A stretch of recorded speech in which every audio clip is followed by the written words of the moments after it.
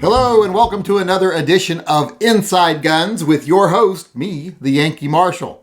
Today I want to deal with a topic that I get a lot of questions about, I get a lot of comments on in both my emails, my live chats, etc.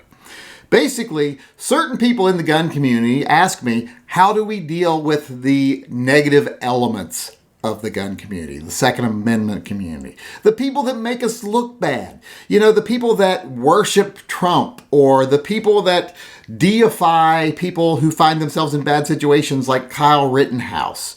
How do we deal with those type of people, the ones that make us look either nut jobby or bloodthirsty or whatever? How do we deal with these people, like I said, that make us look bad? Well, to those people, I say, when it comes to the Second Amendment community, and I know a lot of people right now are going to say, there's no such thing as a Second Amendment community. I've heard that a lot from a lot of gun channels, and that's bullshit in my opinion. There sure is a lot of camaraderie, a lot of interaction, a lot of everything for something that supposedly doesn't exist. So I definitely believe there is a Second Amendment community, and I do believe most of us are part of it. Just like we're part of this great nation, we're part of our own state, we're part of the Second Amendment community, simply because we are like-minded when it comes to the Second Amendment. That being said, when it comes to the Second Amendment community, there's room for everybody. My answer to people of how we deal with people that make us look bad is have an open mind.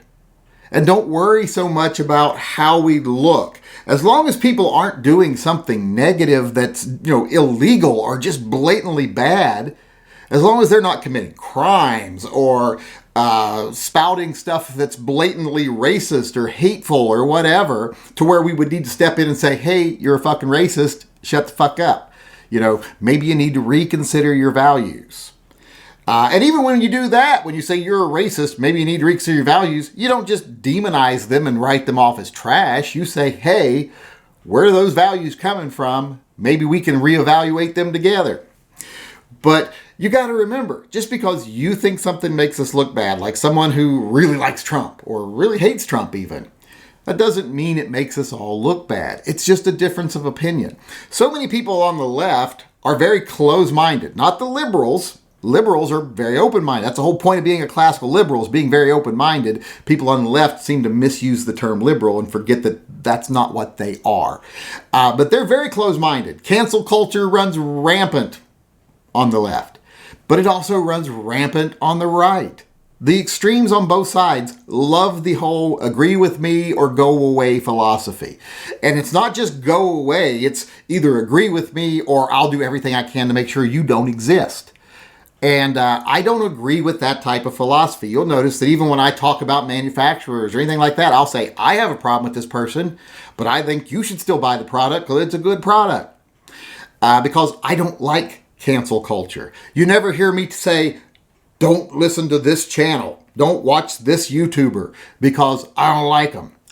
Watch them all. Support them all. Hell, I give money to the ones I dislike the most pretty much every month because I'm patrons. Just because I don't agree with them or like what they do doesn't mean I don't recognize their ability to exist, and I don't want to be involved in any effort to try to cancel them. And I think we need to get away from that in the Second Amendment community, get away from that far right thinking and that far left thinking. If people have different opinions from us on things, like there's people who still think, yeah, I think something's going on, this election's got some problems. To those people, I don't say, yeah, you're fucking crazy. I say, hey, you know what? Keep looking. We need people who look into things. And if you find something, let me know. But until you find something, I'm really not going to make a big deal out of it until there's something to find. And if someone loves Trump, I'll be like, okay, I can see why you like Trump. I like some of the things he did too, but I don't like all the things he did. I might say to someone, I think you might want to look. If you agree with everything any politician does, you might want to evaluate whether you really have any scruples at all, whether there's anything you really feel strongly about, because they all flip-flop so much. If you have an actual solid opinion on something, I don't see how you can always agree with any of them. But like I was saying, we don't have to be judgmental. We don't have to cast people out because we disagree with them. Like I said, the Second Amendment community is based on, in my mind, one major thing, and that is our agreement on the meaning of the Second Amendment. Another lesser thing is I do believe we all have a certain degree of patriotism simply because we do believe in the Constitution. And beyond that, it's just being decent. Not being violent, not being hateful, not being excessively vulgar. I know the words that come out of my mouth aren't always sweet lullabies. But just being decent people who agree on the Second Amendment and agree with the Constitution. And we agree that we live in a country that provides us freedoms that a lot of people don't have. That's all we got to agree on. I don't have to agree with you politically. That's like when people say no one can be a gun lover and vote Democrat. Yeah, they can. They do it every day. I know lots of gun owners that are very pro-Second Amendment who vote Democrat. I used to be a Republican. Some people will say, I don't see how you can vote for a major party and be pro-gun and be pro-freedom. I used to vote Republican when I was a Republican before I became an independent. I voted for George Herbert Walker Bush. That was my first presidential election vote. So you could be anything you want to be and still be pro-Second Amendment. You can be pro-choice. You can be pro-life and still be pro-Second Amendment. You can be left or right and still be pro-Second Amendment. And I can disagree with you on as many things as we want to disagree on. But that doesn't mean you're a bad representation of the gun community and that we need to do anything about you. If you disagree, as long as you do it civilly, as long as you don't, if you come in calling people names and thumbing people in the eye, that's a different story. I'm not going to smack you down because of your opinions. I'm going to smack you down because you thumbed me in the eye and you were being rude. But your opinions are your opinions. Everyone has differences of opinion. It doesn't have to get in the way of the things we agree on, like I said. The fact that we're Second Amendment supporters, that we're pro-constitutionalists, that means to me we're going to have so many things in common, and the things we have that are dissimilar, our dissimilar beliefs, probably aren't the biggest issues in the world, to be honest. Because like I say, I've never really been affected by who's president. Doesn't seem to change my life much. I'm not rich enough to be catered to, and I'm not poor enough to be catered to. So I'm one of those people that gets left in the middle, and I think most of you all are too. I think we get too worked up about things that don't really matter. But I think we need to start paying more attention to the things that do matter. The fact that we agree with the Constitution. The fact that we agree on the fundamental principles of our country. That's why I think it's so important that we have faith in things like elections. And I'm not going to throw out our system of democracy or our constitutional republic on rumors or feelings or anger. But I'm still more than willing to listen, and I want to hear the evidence if someone has evidence. If someone says, hey, we can prove that this went wrong, I want to hear about it. Even if it didn't affect the election. Well, how do we make sure that doesn't go wrong next time? If we had a small mistake where 50 people were disenfranchised, their votes didn't count. Well, let's pay attention to that. Let's fix it to where next time their votes do count. Doesn't mean we have to start burning down buildings, marching in the streets, or anything like that. But we all need to start having more open minds about things. We need to pay attention to what other people think, pay attention to other people's feelings, and we don't have to cater to their feelings, but we can be respectful of their opinions and their feelings. And that's what the Second Amendment community is all about to me. It's not about one set of politics. It's not about one set of morals. It's not about one set of anything. It's about one thing only, that we agree on the Second Amendment. And I think most of the other things in life we'll agree on too. I have live chats every evening. If you ever want to join us on a live chat, just watch my channel. We have them pretty much every night, usually between 5 and 7 p.m.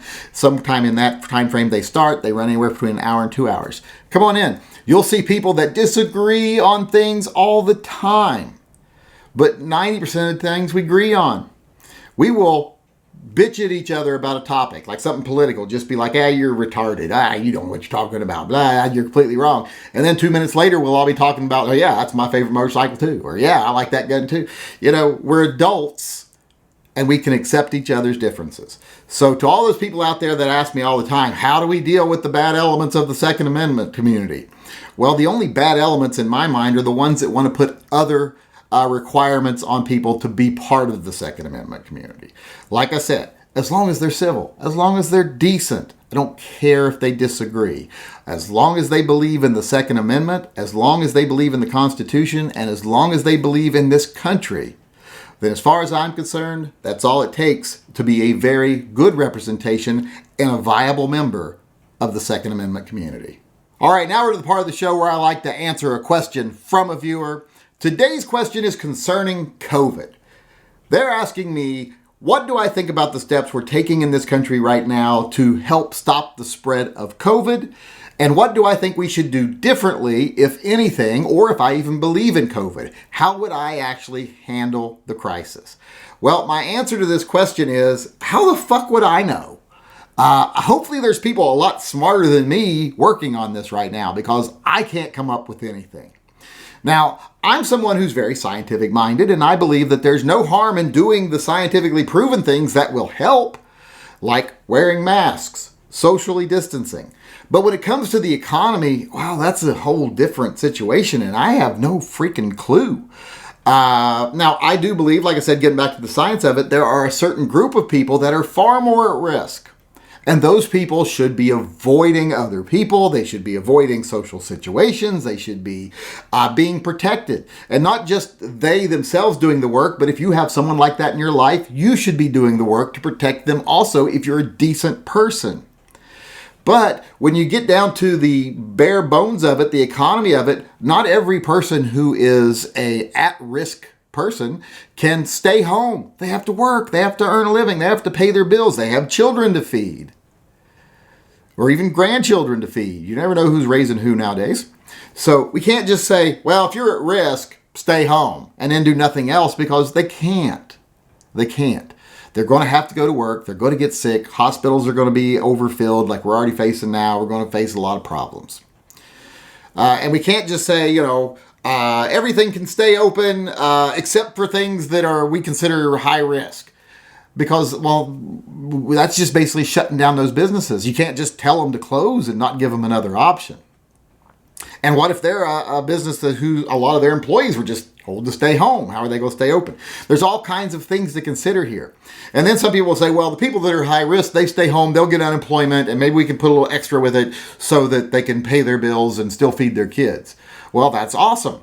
But let's say Mary Lou is a checker at Walmart and she weighs 350 pounds, has asthma. She's at risk, so she stays home. Now she's making more money than she was working. Well, Bill next to her has the same job. He runs marathons. He's in great shape. Well, why should he have to still keep coming to work and making less money than her when she's staying home? That's not fair. So a lot of people are going to be like, well, how is this fair? So they're going to get mad. No, people getting mad. So how do you do that? How do you say, okay, well, then everyone can stay home and everyone can get unemployment. But then, well, what about the businesses that want to stay open? If everyone stays home, they can't run a business without employees. So do we say, okay, well, if your employees stay home, you can get this money, blah, blah, blah. But we can't afford to support every business forever. It's a really complicated situation in this country right now. And as far as what to do about it, I have no clue. The best thing I can tell people, like I said, is protect your health, socially distance, wear your masks. People like to politicize masks. I never understood what kind of morons would politicize masks. But one thing to say in fairness here, everyone who is talking about masks isn't a moron. Some people are not upset with masks. They're upset with mask mandates, being told they have to wear a mask, even if they're not high risk or they don't have anyone high risk in their family, when there's really not a whole lot of point in that. Since masks are mostly to stop the spread, even though there is some evidence now that they actually stop you from contracting the disease, since they're mostly to stop the spread, if you're someone who's not high risk, you don't go around people that are high risk, who are you worried about spreading it to? If you're only around other people that are not high risk, they're not going to be a negative effect on the country. So, there's just all kinds of things to have to consider here. It's a very complicated thing. And anyone that tells you it's just black and white, it's not. There's a lot of things to take into account. How to keep businesses open. Do we favor some businesses over other businesses? Do we say, oh, well, grocery stores and everything like that, all those people got to show up for work, even if they're high risk, but everyone who works at a restaurant can go home. That's endangering one group of people and making it safe for another group of people, and then financially backing up those people that are getting to stay home while the other people have to go to work. And it's just really difficult. Like I say, it's not something I can solve. And I'm sorry, I wish I could, but I can't. It's just not a black and white situation. There's so much to consider. So my only advice I can give people, and the only thing I would do, is encourage people to wear masks, especially if you have someone in your life who's high risk or you're high risk and you have to be out. If you don't have to be out, don't be out. Don't go around people. I leave my house once a week for about an hour. I'm retired. I don't have to go around people. Don't wanna. Maybe curb the parties for a while. How hard is it to go a few months with no big parties? Even not seeing family at holidays. It seems like there's an upside to that to me. I think the only thing worse than not being able to have the holidays and not being able to have people over is having people over for the holidays. So everyone just needs to bite the bullet a little bit as far as, like I said, wearing masks, doing the right thing, social distancing, protecting the people that are vulnerable. Beyond that, I don't know what to do because, like I said, I'm not an economist. I don't know how to support the economy. I don't know how to do it in a way that's not going to piss off 3/4 of the people one way or the other. So, like I say, do the basics. And as far as the other things are concerned, the economy, let's all hope that there's someone a lot smarter than me working on solutions. All right, now we're to the part of the show where I actually get to talk about guns for a few minutes. And today I want to talk about a type of gun that's very often overlooked. And it's a type of gun I get a lot of questions about because people know I love them. And it's single action revolvers. A lot of people ask me all the time, what are the best single action revolvers? Well, I always tell people there's really two directions you can go when it comes to single action revolvers. Well, there's actually three, but one of them's a subset of the other. You can go with more modern single action revolvers like Super Blackhawks, etc. Or you can go with more traditional ones like single action armies, etc. And then if you go with the more traditional ones like single action armies, etc., you can get more modern ones like the Ruger Vaquero, or you can get more traditional ones that are actually more like replicas of older guns, such as Ubertis or Colts, etc. And the Colts aren't reproductions. They're just actually the same ones that were popular. So there's different ways you can go. If you're wanting something big bore, like 44 Magnum, you can't beat Rugers. You can't beat the Super Blackhawks. They're just awesome fucking guns. And they're nice looking. Some unfluted cylinders, some nice stainless steel even. They're just really nice guns. If you want a good solid single action gun for hunting, and single action guns are great for hunting if you're in a situation where you can hunt with a handgun. 44 Magnum, Super Blackhawk, awesome gun. Now, if you're wanting something a little more cowboy style, which is what I actually prefer, although I own both, Ruger Vaqueros are amazing guns. But the new models are not really true representations of older guns. They're a little thicker, they're a little more refined, they're a little more modern. So if you want to have an older-ish gun, but with a little more modern flair on it, the Vaqueros, they're awesome. That would be my number one suggestion to most people. In fact, you'll see Vaqueros all over any type of single action shooting event, SAS or CAS or whatever. You'll see Rugers galore. They're very popular, the Vaqueros. Old style ones especially, but new style ones too, the new models. So that's a great option. But if you want something that is a more accurate representation of older guns and you don't want to spend the money on a Colt, which I don't think any of us want to. We'd like to maybe, but being able to is a different thing.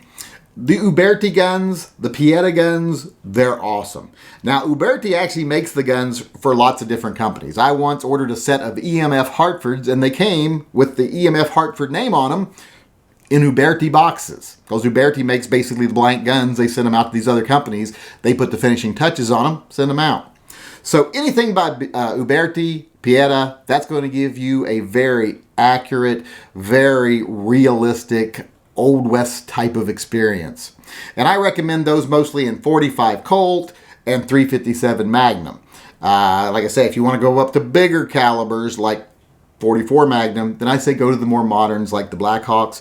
But if you buy a Vaquero, or you buy an Uberti, or if you buy one of the Blackhawks, you're going to have an amazing single action gun. And some people out there will say to me, well, can I even carry a single action gun if I want to? And to those people, I say, I guess, sure, I don't care. You carry what you want.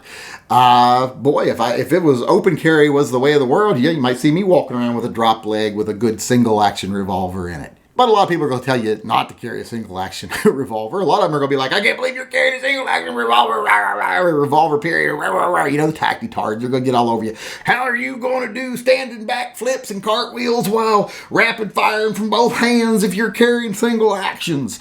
And the way you deal with those people is just tell them that their 5'11 pants makes their ass look big, and they'll usually go away crying.